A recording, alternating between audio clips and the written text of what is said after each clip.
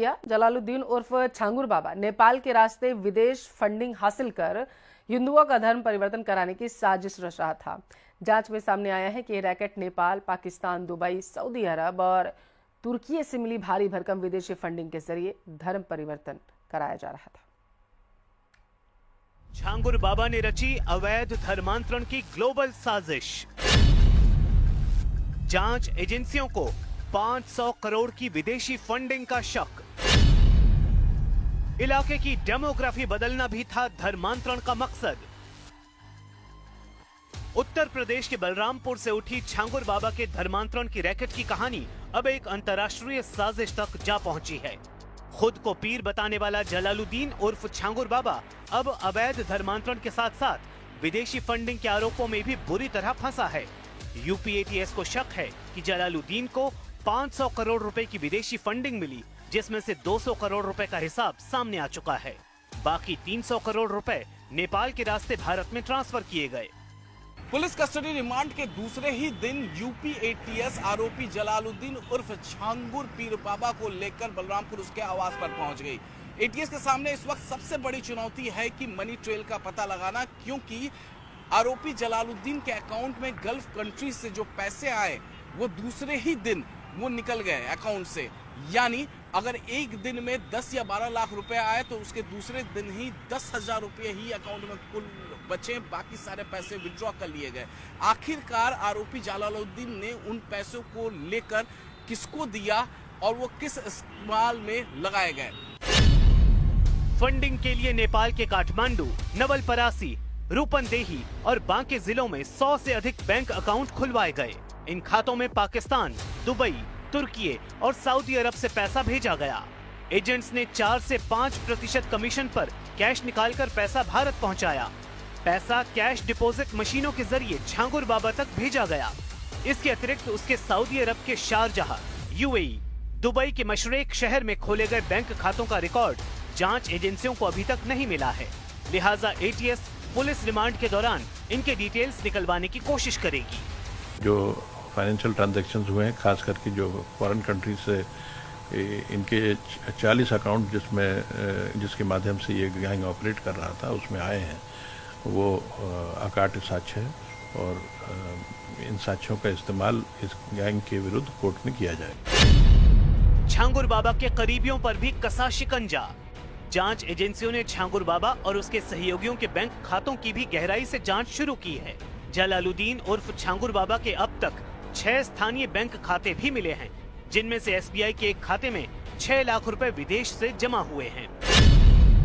छांगुर बाबा के करीबी जमालुद्दीन उर्फ नवीन रोहरा के 6 बैंक खातों में 34 करोड़ 22 लाख रुपए और नीतू उर्फ नसरीन के 8 खातों में 13 करोड़ 90 लाख रुपए जमा हुए, जिन्हें एटीएस संदिग्ध मान रही है।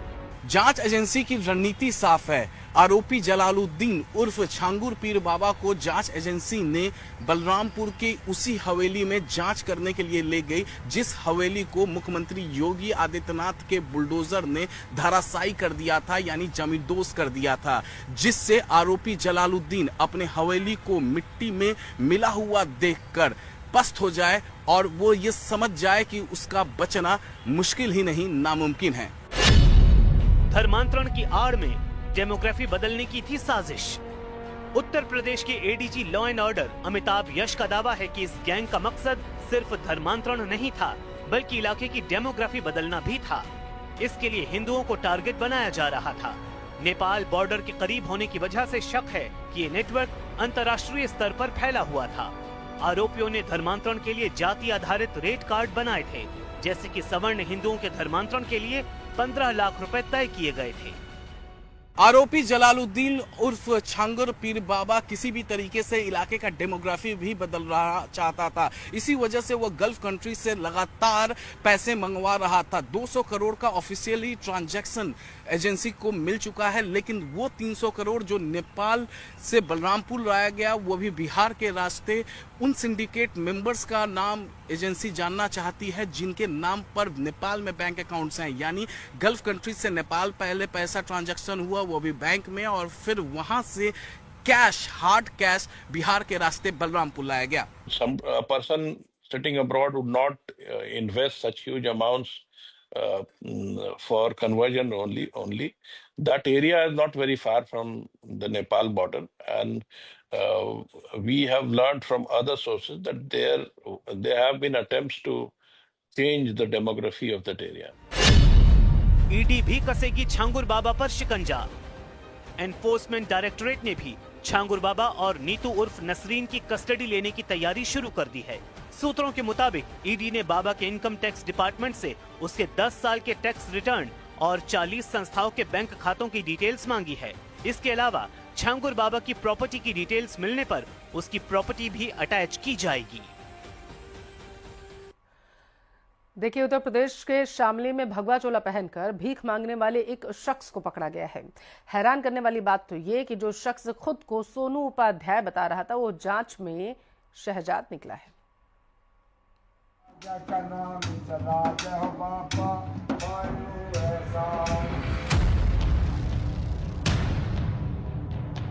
उत्तर प्रदेश के शामली से हैरान करने वाला मामला सामने आया है, जहां एक मुस्लिम युवक भगवा चोला पहनकर हिंदू कॉलोनियों में भीख मांगता पकड़ा गया। युवक का नाम शहजाद, जो सोनू उपाध्याय बनकर खुद को हिंदू बता रहा था। कॉलोनी वासियों को शक हुआ तो उसकी जांच की गई और राशन कार्ड से उसकी असली पहचान सामने आ गई, जिसके बाद लोगों ने उसे पुलिस के हवाले कर दिया। मुस्लिम बताया जा रहा है, तो मुस्लिम हो या नहीं हो? मुस्लिम जोगी। और तुम तो हिंदू बता रहे थे अभी। नहीं, उपाध्याय बताया था।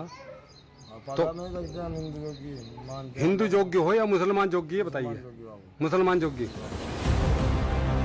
इस मामले को लेकर संत यशवीर महाराज ने कहा कि यह सिर्फ भीख नहीं, बल्कि सनातन धर्म के खिलाफ एक साजिश है। कुछ मुसलमान साधुओं के वेशभूषा भगवा रंग के कपड़े पहन करके हिंदुओं में मांगने का कार्य कर रहे हैं, और दिन में वे रेकी करते हैं और रात्रि में घटनाएं करते हैं। और जब उसका नाम पूछा गया तो अपना नाम हिंदू बता रहा है, परिवार का परिवार मांग रहा है, और सभी अपने को हिंदू बता रहे हैं। लेकिन जब उनसे गहन पूछताछ हुई तो फिर उन्होंने अपना नाम मुस्लिम बताया। लोगों के आक्रोश के बाद पुलिस ने इस मामले को गंभीरता से लिया है। एएसपी ने मामले की जांच और कठोर कार्रवाई के निर्देश दिए हैं। सोशल मीडिया के माध्यम से और आप लोगों के माध्यम से जानकारी प्राप्त हुई थी, कुछ लोग भेष बदलकर और या शायद धर्म बदलकर भीख मांगने का काम कर रहे हैं। इसमें थाना चिंझाना को पूरे तथ्यों से जांच करने के लिए बताया गया है। थाना चिंझाना द्वारा इसमें जांच की जा रही है। जो भी अविधिक तथ्य प्रकाश में आते हैं, अगली वैधानिक कार्रवाई कराई जाएगी। फिलहाल हिंदू बनकर भीख मांगने वाला आरोपी शहजाद पुलिस की गिरफ्त में है। आरोपी से पूछताछ की जा रही है। हालांकि इस मामले को लेकर लोगों में गुस्सा साफ देखने को मिल रहा है।